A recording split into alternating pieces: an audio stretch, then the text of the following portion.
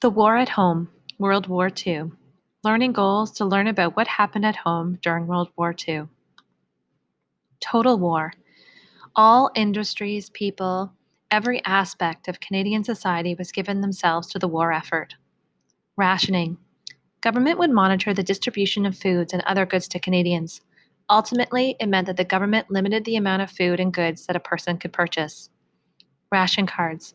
These were used as a means to monitor the distribution of certain foods and goods. For instance, gasoline, butter, sugar, and meat were rationed.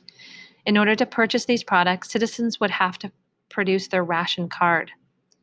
The government also restricted items that were not needed for the war effort, such as liquor.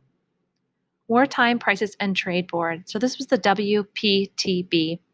Established by the government, the WPTB was used to monitor prices as well as the division of food and other goods among citizens. Other ways of contributing to the war effort. In kitchens, grease and bones were kept in use to make explosives and glue.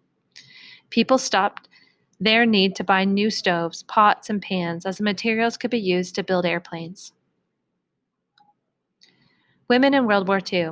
For the first time, women were accepted into official military duty during World War II. However, they were not used during frontline combat.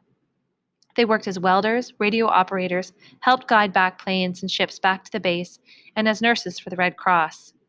Many women showed their patriotism by working in industries at home during World War II. Women were temporarily allowed to make more income due to new income tax rules during the war. Camp X. This was the first wartime spy training camp in North America, located near Oshawa off of Lake Ontario, accessibility to the United States, which trained both men and women. Some believe that Camp X was the basis for the U.S. Central Intelligence Agency, CIA, and it opened just a few days after Pearl Harbor attack.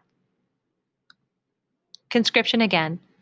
As in World War I, conscription had resurfaced under the leadership of Prime Minister Mackenzie King. Unlike World War I, King was not going to have, he did not want to divide the country between French and English Canadians. At the start of the war, King swore that nobody would have to fight overseas. However, more soldiers were needed overseas, which put King in a tight spot.